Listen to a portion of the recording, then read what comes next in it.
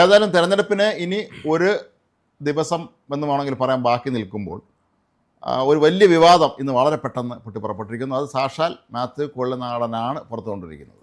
അതൊരു ബോംബെന്ന് തന്നെ പറയാം. കാരണം ജലബോംബ് എന്ന് പറയാം. അതിൽ പുതുമയൊന്നുമില്ല. എന്താണെന്നറിയാം, ഈ സംഭവം നേരത്തെ തന്നെ പുറത്തു വന്നിട്ടുള്ള കാര്യമാണ്. അതെ, അതായത് ഈ ഡാം തുറന്നു വിട്ടതിലും ഡാം തുറന്നു വിടാതിരുന്നതിലുമുള്ള അഴിമതി സംബന്ധിച്ച് നേരത്തെ തന്നെ സൂചനകൾ ഈ വെള്ളപ്പൊക്കം മനുഷ്യനിർമ്മിതി ആണെന്നുള്ളത് കറക്റ്റാണ്. പിന്നെ അതിനൊരു സ്ഥിരീകരണം കിട്ടിയിരിക്കുകയാണ്. അതായത് മന്ത്രിയുടെ വാക്കിൽ നിന്നാണ്, മന്ത്രിയുടെ വായന. അതിനൊപ്പം തന്നെ തിരുവല്ലയിലെ ആദർശധീരൻ എന്ന് പറയുന്ന മാത്യു ടി തോമസിന്റെ പൊയ്മുഖം അഴിഞ്ഞു വീണിരിക്കുക. ഇദ്ദേഹം കപട ആദർശവാദിയാണെന്നുള്ളതാണ് ഇപ്പൊ ഇതിനകത്തുനിന്ന് മനുഷ്യരുടെ ജീവൻ വെച്ച് പന്താടായിരുന്നു മനസ്സിലായി. ഈ ഒരു കൊള്ള മാത്രമല്ല, പമ്പയുടെ വരട്ടാർ എന്ന് പറയുന്ന സ്ഥലമുണ്ട്, ആദി പമ്പ വരട്ടാർ പുനരുജ്ജീവന പദ്ധതിയുടെ പേരിൽ അവിടെ കോടികളുടെ മണൽക്കൊള്ള നടത്തിയിട്ടുണ്ട്. ആ വിവരം കഴിഞ്ഞ ദിവസം ജി സുധാകരൻ പറഞ്ഞു. സജി ചെറിയാൻ അവിടെ മണൽക്കൊള്ള നടത്തിയെന്ന് അദ്ദേഹം പറയുന്നുണ്ട്.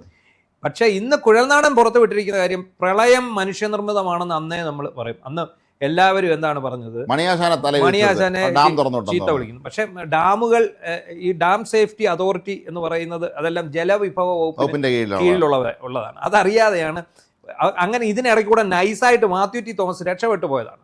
അതെ, ഈ 2018 പ്രളയം ഇത്രയും വന്നു, ഈ ജലനിരപ്പ് ഉയർന്നു, എന്നിട്ടൊന്നും തുറന്നു വിടാത്ത വെള്ളം പെട്ടെന്ന് തുറന്നു വിടാന്ന് പറഞ്ഞാൽ വേറെ മാർഗമില്ല വന്നപ്പോഴാണ് തുറന്നു വിട്ടത്. ഇപ്പം ശബരിഗിരി പദ്ധതിയുടെ കക്കി ആനത്തോട് ഡാം, അവിടെ ആ ഡാം തുറന്നു വിട്ടതാണ് ഈ പ്രളയം ഉണ്ടാക്കുന്നത്. അതുപോലെ ചെറിയ ഡാമുകളായിട്ടുള്ള മൂഴിയാറ്, മണിയാർ ബാരേജ്, ഇതെല്ലാം നിറഞ്ഞു.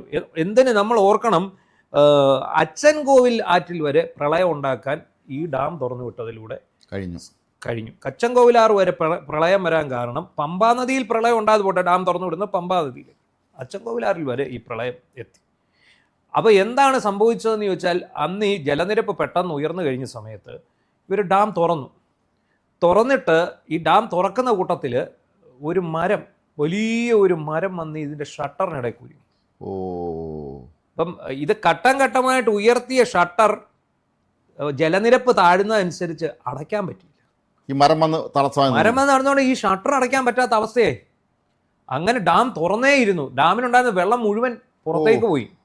അതാണ് സംഭവിച്ചത്. ഈ വാർത്ത ആദ്യം റിപ്പോർട്ട് ചെയ്തത് മംഗളം ദിനപത്രം. ശരിക്കും ഡാം തകരുന്നതിന് തുല്യമായിട്ടുള്ള ഒരു അവസ്ഥയാണ് ഉണ്ടായത്. അതാണ് ഈ സംഭവിച്ചത്. എന്തുകൊണ്ട് ഈ പ്രളയജലം, നമുക്കറിയാം എങ്ങനെ ഇത്രയും പ്രളയം വന്നു എന്നുള്ളത് മനുഷ്യനിർമ്മിതമാണെന്നുള്ള ഒരു സംശയം വേണ്ട. കാരണം പെയ്യുന്ന മഴയിൽ ഉണ്ടാകുന്ന ഒരു പ്രളയവും പെട്ടെന്നൊരു ഡാം തകർച്ച പോലുള്ളൊരു അത്യാഹിതം സംഭവിച്ചു വരുന്ന ജലവും നമുക്കറിയാം. ആറന്മുളയിലും കോഴഞ്ചേരിയിലും പമ്പാ നദിക്കരയിൽ, അതായത് പാണ്ടനാട്, ചെങ്ങന്നൂര് വെള്ളം കയറാത്ത സ്ഥലം എങ്ങും. ടൗൺ പറഞ്ഞ തൊട്ട് പിന്നാലെ അങ്ങോട്ട് പോയത് യാത്ര. അതാണ് അത്. എന്താണ് സംഭവിച്ചതെന്ന് ചോദിച്ചാൽ, ഇത് തുറന്നു വിട്ടു, ഇത് അടയ്ക്കാൻ പറ്റിയില്ല. ഇത് അന്ന് മംഗളം ദിനപത്രം ആണ് അത് ഈ സംഭവം ആദ്യം വാർത്ത കൊടുക്കുന്നത്. എന്താണെന്ന് ചോദിച്ചാൽ, അന്നത്തെ മംഗളത്തിൻ്റെ പിന്നെ ചീഫ് കറസ്പോണ്ടൻ്റ് ആയിരുന്ന സജിത് പരമേശ്വരൻ, ഞങ്ങൾ രണ്ടുപേരും കൂടാണ് ഈ വാർത്തകൾ മുഴുവൻ അന്ന് ചെയ്യുന്നത്. അത് ഞങ്ങൾ അന്നത് വിശദമായിട്ട് ഞങ്ങൾക്ക് ഈ വിവരങ്ങൾ കിട്ടി. ഈ ആനത്തോട് ഡാമിന് താഴെ ഒരു ചെറിയ കുന്നുപോലൊരു സ്ഥലമുണ്ട്. ഈ കുന്നുപോലുള്ള ഒരു സ്ഥലം പിന്നീട് അപ്രത്യക്ഷമായി. ഈ പ്രളയം കഴിഞ്ഞപ്പോൾ ഇത് അപ്രത്യക്ഷം. അപ്പം ഡാമിൽ നിന്നുള്ള ആ വെള്ളത്തിൻ്റെ വരവിനിടയിൽ അത്രയും ഭാഗം, ഉയർന്നിരുന്ന ഭാഗം മൊത്തം ഒലിച്ചു. നമുക്കറിയാമല്ലോ എങ്ങനെയാണ് വൈദ്യുതി ഉൽപ്പാദിപ്പിക്കുന്നത് എന്നുള്ളത് നമുക്കറിയാം. ഈ ടർബൻ കറക്കണമെങ്കിൽ, ജലവൈദ്യുതിയിൽ ഈ ടർബൻ കറക്കി വൈദ്യുതി ഉൽപ്പാദിപ്പിക്കണമെങ്കിൽ എത്രമാത്രം ഫോഴ്സിലായിരിക്കും വെള്ളം താഴേക്ക് പതി. ഈ ജലത്തിൻ്റെ അത്രയും ഫോഴ്സുള്ള എനിക്ക് തോന്നുന്നു ഒരു എന്താ പറയുന്നത്, ജലത്തിൻ്റെ അത്രയും ഫോഴ്സുള്ള വേറെ ഒരു മാർഗവും നമുക്കില്ല. പിന്നെ തിരമാലയുണ്ട്, കാറ്റുണ്ട്, എന്നാൽ ഏറ്റവും പവർഫുൾ എന്ന് പറയുന്നത് വാട്ടറാണ്. അത് പ്രത്യേകിച്ച് ഒരു ഉയർന്ന പ്രതലത്തിൽ നിന്ന് താഴേക്ക് പതിക്കുമ്പോൾ അത് സ്വാഭാവികമായിട്ടും ഉണ്ടാവും. അന്ന് ഈ ഡാം തുറക്കാതെ വെച്ചിരുന്നത് അഴിമതി നടത്തുന്നതിന് വേണ്ടിയാണ്. എന്താണ്, മറ്റേ താഴത്തെ തോട്ടപ്പള്ളി കഴിഞ്ഞുള്ള സ്ഥലത്തെ കരിമണൽ ഖനനത്തെ സംരക്ഷിക്കാൻ, ഒലിച്ചു പോകാതിരിക്കാൻ വേണ്ടിയാണ് ചെയ്തത്. തോട്ടപ്പള്ളി സ്പിൽവേ തുറക്കാതിരുന്നതിലും അഴിമതി ഉണ്ടെന്നുള്ളതാണ് കൃഷ്ണൻകുട്ടി പറഞ്ഞു വയ്ക്കും. അദ്ദേഹത്തിന്റെ സുഹൃത്തിനോടോ പാർട്ടി പ്രവർത്തനോടോ മറ്റോ പറഞ്ഞാണെന്നല്ലേ അത്? വളരെ ആ സംഭാഷണം കേട്ടില്ല. അതെ അതെ. മാത്യു ടി അവൻ ഇവൻ എന്നൊക്കെ അവനെന്നൊക്കെ പറയുന്നുണ്ട്. സംബോധന ചെയ്യുന്നത്. കാരണം മാത്യു ടി ആദർശത്തിന്റെ മുഖംമൂടി അണിഞ്ഞ ആളാണെന്നാണ് അതിനകത്ത് വ്യക്തമായിട്ട് നമുക്ക് മനസ്സിലാക്കാൻ സാധിക്കുന്നത്. പക്ഷേ ഒന്ന് ആലോചിച്ച് നോക്കണം, ഇത്രയും വലിയ ഒരു സംഭവം കേരളത്തിലുണ്ടായിട്ട് ആ തൊട്ടടുത്ത തെരഞ്ഞെടുപ്പിൽ പോലും CPM അധികാരത്തിൽ വന്നു എന്നുള്ളതാണ്. രക്ഷകരായല്ലോ, വെള്ളപ്പൊക്കം വന്നാൽ ഞങ്ങൾ രക്ഷിക്കുമെന്നുള്ളതാണല്ലോ. അതാ ഇപ്പം ആറന്മുളയിൽ വീണ ജോർജ് അടക്കം അന്ന് പ്രളയകാലത്ത് ഞങ്ങൾ നടത്തിയ രക്ഷാപ്രവർത്തനം, ഈയിടെ വെള്ളം തുറന്നു വിട്ട് കുറേ പേരെ വെള്ളത്തിലാക്കി വെച്ച് ഞങ്ങൾ പോയി രക്ഷിച്ചിട്ട് ഞങ്ങൾ രക്ഷപ്പെടുത്തി എന്ന് പറഞ്ഞാൽ അതിനകത്ത് അതൊക്കെ വിശ്വസിക്കാൻ തക്കവണ്ണം മണ്ടന്മാരായി പോയി നമ്മുടെ ജനമെന്നുള്ളതാണ്. അല്ല, അത് PR തന്ത്രങ്ങളിലൂടെ അവരതങ്ങ് ഉറപ്പിച്ചു. വെള്ളപ്പൊക്കം വരുന്നു, പ്രകൃതി ദുരന്തമാണ്, രക്ഷിക്കാൻ ക്യാപ്റ്റനുണ്ട്, ക്യാപ്റ്റൻ ഇറങ്ങി വെള്ളത്തിൽ നിന്ന് എല്ലാവരും പിടിച്ച് കരയിൽ കയറ്റി എന്ന് ആ ധാരണ വരുത്തി. അതെ, ഈ ഞാൻ പറഞ്ഞ ഈ മരം കുടുങ്ങിയ സമയം, ഈ മരം കുടുങ്ങുമ്പോൾ ഇത് മുറിച്ച് മാറ്റാൻ പോലും പറ്റാത്ത വിധത്തിലുള്ള മരമാണ് കുടുങ്ങിയത്. അതാണ് ഇതിനകത്ത് സംഭവിച്ചത്. ഇത് ഈ മരം കുടുങ്ങിയ സ്ഥിതിക്ക് പിന്നെ ഇത് ഉയർത്തുക എന്നുള്ള മാർഗമേ ഉള്ളായിരുന്നു. ഈ പകുതി പൊക്കിയ ഷട്ടറിനടിയിലാണ് ഈ മരം കുടുങ്ങുന്നത്. ഈ മരം കുടുങ്ങിക്കഴിഞ്ഞപ്പം പിന്നെ ഈ മരത്തെ പുറത്തോട്ട് കളയാനുള്ള സംവിധാനം എന്ന് പറഞ്ഞാൽ ഈ ഷട്ടർ മൊത്തം പൊക്കി കൊടുക്കുക എന്നുള്ളതായിരുന്നു. അത് മുഴുവൻ പൊക്കി കൊടുത്തു, മൊത്തം വെള്ളം ഒലിച്ചു പോയി, ആ മരം ആ കൂട്ടത്തിൽ പോയി. എന്ത് പറഞ്ഞു, എവിടെയൊക്കെ വെള്ളം ഉണ്ടായി. ചരിത്രത്തിൽ ആദ്യമായിട്ട് ശബരിമലയിലൊക്കെ പൂജ മുടങ്ങി. എത്ര ദിവസം ഇതിൻ്റെ അനുഭവിച്ചു. അച്ഛൻ ഇത് പമ്പയിൽ നിന്ന് വെള്ളം തിരിച്ചൊഴുകി അച്ചൻകോവിലാറ്റിൽ പതിച്ചിട്ട് അത് അച്ചൻകോവിലാറ്റിൽ വെള്ളപ്പൊക്കം ഉണ്ടാക്കി. ഇതെല്ലാം ഒരു അഴിമതിയുടെ ഭാഗമായിരുന്നു എന്നുള്ള ഒരു ഞെട്ടിക്കുന്ന വെളിപ്പെടുത്തലാണ് ഈ ഇലക്ഷൻ്റെ തൊട്ട് തന്നെ. ഡാമിൽ നിന്ന് മണൽ വരുന്നതിൻ്റെ പിന്നിൽ പലപ്പോഴും വലിയ അഴിമതി ആരോപണങ്ങൾ പുറത്തു വരാറുണ്ടല്ലോ ഇതുമായി ബന്ധപ്പെട്ട്, ഡാമുകളിൽ ചെളി വൃത്തിയാക്കുന്നതൊക്കെ പറഞ്ഞുകൊണ്ട്. ഈ നമുക്കിപ്പോൾ അറിയാം, ഞാൻ പറഞ്ഞ ഈ ഒന്നാം പിണറായി സർക്കാരിൻ്റെ ഏറ്റവും പ്രധാനപ്പെട്ട ഒരു പദ്ധതിയായിരുന്നു നദി പുനരുജ്ജീവനം, നദി വീണ്ടെടുക്കുക എന്നുള്ളത്. അവർ കൊട്ടിക്കൊഴിച്ച് അത് ഈ തോമസ് ഐസക്കിൻ്റെ ഒരു ഇതായിരുന്നു. കേരളത്തിൽ കുറേ നദികൾ മരിച്ചു പോയിട്ടുണ്ടെന്നുള്ള ഒരു സത്യമാണ്. അതെ, തോമസ് ഐസക്കിൻ്റെ ഒരു പദ്ധതിയായിരുന്നു നദി അങ്ങനെ പുനരുജ്ജീവനം നടത്തിയ ഒരു നദിയാണ് വരട്ടാർ. വരട്ടാർ എന്ന് പറയുന്നത് 3 മണ്ഡലങ്ങളിൽ പെടുന്ന 3 മണ്ഡലങ്ങൾ അതിർത്തി പങ്കിടുന്ന ഒരു ഭാഗമാണ്. അത് ചെങ്ങന്നൂരുണ്ട്, ആറന്മുളയുണ്ട്, തിരുവല്ലയുണ്ട്. ഈ വരട്ടാർ നദി പുനരുജ്ജീവനത്തിൻ്റെ ഭാഗമായിട്ട് നദിയിലെ മൺപുറ്റുകൾ നീക്കി ഈ വരട്ടാറിൻ്റെ ഇത് സുഗമമാക്കുക, ഒഴുക്ക് സുഗമമാക്കുന്നതിന് വേണ്ടിയാണ് ചെയ്തത്. ഇതിൻ്റെ പേരിൽ എന്താ ചെയ്തതെന്നറിയോ? ഇവരതിനകത്തെ മണൽ ഖനനം ചെയ്തെടുത്തു. എന്ന് വെച്ചാൽ അരിച്ചെടുത്ത ചെളി, അരിച്ചെടുത്ത മണൽ ഇവർ കൊണ്ടുപോയി ചെങ്ങന്നൂർ ഒരു യാർഡിലാണ് കൊണ്ടുപോയി അവിടെ കൊണ്ട് ഇട്ടിട്ട് അത് കരാർ കൊടുത്തെന്നാണ് പറയുന്നത്. ഇതിപ്പം ഇതിനകത്ത് ഒരു കരാറിന്റെ കാര്യം പറയുന്നുണ്ട്. ഏതാ ഈ മന്ത്രി പറയുന്നുണ്ട്. അപ്പോൾ ഈ വരട്ടാറിൽ നിന്ന് അരിച്ചെടുത്ത മണൽ കൊണ്ടുവന്ന് ഈ ചെങ്ങന്നൂർ യാർഡിൽ കൊണ്ടുവിടുന്നു. അവിടെ നിന്ന് നല്ല മണലല്ലേ, മണ്ണ് ഇതാക്കി വിൽക്കുകയാണ്. എന്നിട്ട് ഈ അരിച്ചെടുത്തതിന് ശേഷം വരുന്ന ചെളിയുണ്ടല്ലോ, ചെളി ഇവർ ഈ നദിയിൽ തന്നെ ഉപയോഗിച്ചു, തിരിച്ച് വീണ്ടും കിട്ടും.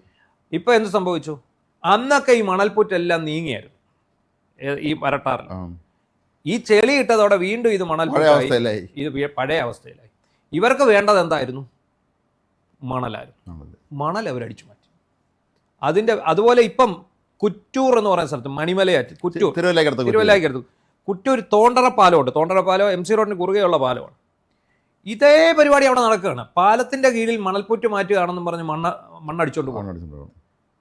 അതിൻ്റെ പിന്നിൽ സർക്കാരിൻ്റെ ശക്തമായ കരങ്ങളുണ്ട്. സജി ചെറിയാനാണ് ഈ ആരോപണത്തിനെല്ലാം എന്താ പറയുന്നത് ആള്. അതായത് G. സുധാകരൻ അത് പറഞ്ഞു കഴിഞ്ഞു. മണൽ മാഫിയയാണ് സജി ചെറിയാൻ എന്ന് അയാൾ പറഞ്ഞു കഴിഞ്ഞു. അപ്പോൾ അതിനകത്ത് സത്യമില്ലാതില്ല. ഈ കുറ്റൂർ തോണ്ടറപ്പാലം ഇപ്പോൾ താഴെ പോകും. ആ രീതിയിൽ അവിടെ മണ്ണ് കോരി തൊട്ടടുത്തൊരു വലിയ വ്യവസായിയുണ്ട്, പ്രവാസി വ്യവസായി. അയാളുടെ പറമ്പിലാണ് ഈ സാധനം കൊണ്ട്. എന്നിട്ട് അവിടെ മൊത്തം മറച്ചിട്ട് ആരെയും കയറ്റാം. നമ്മൾ മറുനാടൻ ഈ സ്റ്റോർ ചെയ്തു. നമ്മുടെ ലേഖകനെ വിട്ടിട്ട് അവിടെ പോയി ഇതെല്ലാം എടുത്ത് സ്റ്റോർ ചെയ്ത പുറകെ തിരുവല്ലയിൽ നിന്ന് തഹസീൽദാരടക്കം RD ഓഫീസിൽ നിന്നുള്ളവരെല്ലാം റവന്യൂ വകുപ്പ് മൊത്തം വന്നു കണ്ടേച്ച് അവർ മാന്യമായിട്ട് തിരിച്ചു പോയതല്ലാതെ അവരൊന്നും ചെല്ലില്ല. അവിടെ അതിനിർബാധം മണൽ നിങ്ങൾക്ക് നടപടിയെടുത്തവർ കസേരാണില്ല, അത്രയേ ഉള്ളൂ. ഈ മണൽ മാഫിയയും പ്രവാസി വ്യവസായികളൊക്കെ തൊള്ളാൻ ആർക്കാണ് ധൈര്യമുള്ളത്? അല്ല, നമ്മൾ ചിന്തിക്കേണ്ട ഒരു കാര്യമുണ്ട്. ഇന്നിപ്പോൾ കേരളത്തിൽ ഈ തെരഞ്ഞെടുപ്പ് നടക്കുമ്പോൾ ഏറ്റവും കൂടുതൽ പണം ചെലവഴിക്കുന്ന പാർട്ടി CPM ആണ്. മുഖ്യമന്ത്രിയുടെ ഫ്ലക്സിന് എത്ര കോടി രൂപയാക്കണമെന്ന് ചിന്തിച്ചു. ഈ പണം ഇടുന്നു യാതൊരു വരുമാനവും ഇല്ലാതെ പട്ടിണി കിടക്കുന്ന ഒരു സംസ്ഥാനം. ഈ സംസ്ഥാനത്ത് CPM പോലൊരു പാർട്ടിക്ക് BJPയേക്കാൾ കൂടുതൽ പണം ചെലവഴിക്കാൻ കഴിയുന്നുണ്ടെങ്കിൽ അതെവിടെ നിന്നാണ് ഈ പണം? അത് നമ്മൾ ചിന്തിക്കണം. അതോ ഒന്ന് ഇതുപോലുള്ള വിഷയങ്ങൾ, ഈ കരിമണൽ ക്വാറി, ബാറ് പിന്നെ എവിടെ നിന്നൊക്കെ കിട്ടാമോ അവിടെ നിന്നെല്ലാം എല്ലായിടത്തു നിന്നും അടിച്ചു മാറ്റുകയാണ്. എല്ലാവരും പൈസ വാങ്ങുക, ഭീഷണിപ്പെടുത്തി വാങ്ങുകയാണ്. അത് ഇപ്പം നമുക്കറിയാം, ബാറിൻ്റെ സമയം കൂട്ടിക്കൊടുത്തു. ഇവർ അധികാരത്തിൽ വരുമ്പോൾ എന്തായിരുന്നു പറഞ്ഞത്? മുക്ത കേരളം, മുക്ത കേരളം, മദ്യവർജനം, മദ്യം നിർത്തല്ല, മദ്യം വർജിക്കുകയാണ്. KPSC ഇന്നസെന്റ് ഒക്കെ അവരൊക്കെ മരിച്ചുപോയി. അവരെ ഇപ്പോഴും നാട്ടുകാർ തന്തയ്ക്ക് വിളിച്ചോണ്ടിരിക്കുക ഒരു പരസ്യത്തിന്റെ പേര്, അല്ലേ? അത് പറഞ്ഞാണ് ഇവർ അധികാരത്തിൽ വരുന്നത്. ഉമ്മൻചാണ്ടിയുടെ കാലത്ത് അടച്ച ബാറുകളും മാറ്റിയ ബിവറേജ് കോർപ്പറേഷൻ്റെ ഔട്ട്ലെറ്റുകളും അടക്കം ഇരട്ടി ബാറുകൾക്ക് ലൈസൻസ് കൊടുത്തു. ഈ ബാർ ലൈസൻസ് പുതുക്കി കൊടുത്തത് പോലും കേന്ദ്ര നയത്തിനെതിരായിട്ടാണ് ലൈസൻസുകൾ പുതുക്കി കൊടുത്തിരിക്കുന്നത്. പ്രവർത്തന സമയം കൂട്ടിക്കൊടുത്തു. അതെല്ലാം അങ്ങ് പോട്ടെ, ഇത്രയും കാലം അടച്ചിട്ടിരുന്ന ക്വാറികൾ, ചട്ടം ലംഘിച്ച് പ്രവർത്തിക്കുന്ന ക്വാറികൾ അടക്കം തുറന്നു കൊടുത്തു. റെഡ് സോണിലുള്ള എത്രയോ ക്വാറികൾ തുറന്നു കഴിഞ്ഞിരിക്കുന്നു. തുറന്നു കൊടുത്തിട്ട് അവരോട് പറഞ്ഞെന്താണെന്ന് അറിയാമോ? നിങ്ങളുടെ റോയൽറ്റി ഇനത്തിലുള്ള കുടിശ്ശിക നിങ്ങൾ പിന്നെ അടച്ചാൽ മതി, നിങ്ങൾക്ക് തവണ വ്യവസായമായിട്ട് അടയ്ക്കാതെ ആദ്യം നിങ്ങൾ ഇനി കൊണ്ടുപോകാം. എന്താ പാർട്ടി ഫണ്ടിങ് കൊണ്ടുപോകാം. അപ്പോൾ എന്തായാലും വലിയ ഒരു അഴിമതി ബോംബാണ് മാത്യു കുഴൽനാടൻ പൊട്ടിച്ചിരിക്കുന്നത്. ചുമ്മാ ശവം തൂക്കി വയനാട് ഫണ്ട് എന്നൊക്കെ പറഞ്ഞ് ഈ തെരഞ്ഞെടുപ്പിനെ നേരിടാൻ ഇറങ്ങിയ CPM ഇങ്ങനെ ഒരു വെടി പ്രതീക്ഷിച്ചു. കാര്യം എത്രയോ ജില്ലകളെ വെള്ളത്തിലാഴ്ച അവിടുത്തെ മനുഷ്യരെ കൊല്ല ചെയ്ത പരിപാടിയാണ്. ഒരുപാട് പേര് മരിച്ചുപോയില്ലേ? മറ്റേ ഏറ്റവും ദയനീയമായ ഒരു കാഴ്ച ചെങ്ങന്നൂരിലായിരുന്നു. ഒരു ഭിന്നശേഷിക്കാരൻ മരിച്ചുപോയി. പിന്നെ അതാ പിന്നീട് ഇറങ്ങിയ 2010 എന്ന് പറഞ്ഞ സിനിമയിലൊക്കെ അത് കാണിക്കുന്നു. ആ സിനിമയിലും ഈ മരം വന്ന് കുടുങ്ങുന്നതൊക്കെ കാണിക്കുന്നുണ്ട്. അപ്പോൾ ഈ എന്തായാലും അതിന് പിന്നിൽ പിന്നെ അതിനകത്ത് നമ്മൾ പറയേണ്ടി വരും മാത്യു ടി തോമസ് ആദർശവാദി എന്നാണ്. അദ്ദേഹത്തെ വളരെ ആദർശവാനായ ഒരു മന്ത്രി അല്ലെ ഒരു ജനപ്രതിനിധി എന്നാണ് ഇത്രയും നാളും അറിയാം. അതേ ഒരു മാരുതി ഓമ്നി വാൻ ഓടിച്ച് നടക്കുന്നു, അദ്ദേഹത്തിന് വില കൂടിയ കാറില്ല, ഇന്നോവയില്ല എന്നൊക്കെ പണ്ട് പറയുമായിരുന്നു. പക്ഷേ മാത്യു ടി തോമസിന്റെ ആ ഒരു മുഖംമൂടി വലിച്ചു കീറുകയാണ് കൃഷ്ണൻകുട്ടി ചെയ്തിരിക്കുന്നത്. മാത്യു ടി അഴിമതിക്കാരനല്ല എന്ന് ആര് പറഞ്ഞു എന്ന് അദ്ദേഹത്തിന്റെ ആ വോയിസിനകത്ത് വരും. പുണ്യവാളനല്ലെന്ന് പറയുന്നുണ്ട്. അപ്പോൾ ഈ പുണ്യവാളൻ അല്ലെങ്കിൽ അദ്ദേഹം നടത്തിയ അഴിമതിയും ഈ അഴിമതിയിൽ നിന്ന് കിട്ടിയ പണം ഉണ്ടാവുമല്ലോ, അതൊക്കെ എവിടെ? തമിഴ്നാട്ടിലൊക്കെ ബിനാമി തോട്ടങ്ങളുണ്ടെന്നൊക്കെ ഒരു ശ്രുതി ഈ പിന്നെ തിരുവല്ല മണ്ഡലത്തിൽ നേരത്തെ പരന്നിട്ടുണ്ട്. നമ്മളാരും അത് വിശ്വസിച്ചിരുന്നില്ല. വിശ്വസിക്കുകയില്ല. പക്ഷേ ഇപ്പോൾ അത് യാഥാർത്ഥ്യമാണെന്ന് വന്നിരിക്കുകയാണ്. എന്തായാലും ആ കൃഷ്ണൻകുട്ടിയുടെ ഒറ്റ ഓടിയോടുകൂടി തിരുവല്ലായി മാത്യു ടി തോമസിന് തോൽവി ഏതാണ്ട് ഉറപ്പായി എന്ന് പറയാം. അല്ലെങ്കിൽ തോക്കാൻ സാധ്യത ഉണ്ടായിരുന്നു. ഇതും കൂടെ ചേർന്നപ്പോഴത്തേക്കും കൃത്യമായി. പക്ഷേ മന്ത്രി കൃഷ്ണൻകുട്ടി പറയുന്നത് ഇത് AI ആണെന്നുള്ളതാണ്, എൻ്റെ ശബ്ദം അല്ല എന്നാണ്. അത് സ്വാഭാവികം, ഒന്നും എല്ലാവരും AI ആണെന്ന് പറയും. കാരണം അത് പറഞ്ഞില്ലെങ്കിൽ പുള്ളിക്ക് രക്ഷയില്ല. കാരണം സ്വന്തം പാർട്ടിക്കാരനാണ്. അത് സ്വന്തം പാർട്ടിക്കാരനെ കുറിച്ച് എന്തോ സൗഹൃദ സംഭാഷണത്തിലും കണ്ട് പറഞ്ഞതാണ്. AI ആണോ അല്ലയോ എന്നുള്ളത് ബാക്കിയുള്ളവർ കണ്ടുപിടിക്കട്ടെ. പിന്നെ ഒരു ഗുണം കൂടെ ഉണ്ട്, ഇത് വ്യാജമായി നിർമ്മിച്ചതാണെന്നും പറഞ്ഞ് പിടിച്ച് പൊക്കിയിടാൻ ഭരണം കയ്യിലില്ല. അങ്ങനെ ഒരു പ്രശ്നമുണ്ട്. അതുകൊണ്ടാണ് ഇത്രയും നാളൊക്കെ കുഴൽനാളിനൊക്കെ കാത്തിരുന്നത്. അല്ലെ ഏതെങ്കിലും രീതിയിൽ കള്ളക്കേസ് കുടുക്കി ഈ വാർത്ത കൊടുക്കുന്നവരെ അകത്തിടുകയും ചെയ്യും, ഇതിന്റെ ഈ ഓടി നശിപ്പിക്കുകയും ചെയ്യുമായിരുന്നു. പക്ഷേ ഇപ്പൊ എന്ത് സംഭവിച്ചു? ഇപ്പൊ ഭരണം കയ്യിലില്ല. ഇപ്പൊ വെറും കാവൽ മന്ത്രിസഭ മാത്രമാണ്. തെരഞ്ഞെടുപ്പ് കമ്മീഷനാണ് കേരളം ഫലത്തിൽ. അപ്പോൾ എന്തായാലും വലിയ ഒരു ബോംബ് തന്നെയാണ് ഇവർക്ക് LDF ഈ തെരഞ്ഞെടുപ്പിൽ വന്നിരിക്കുന്നത്.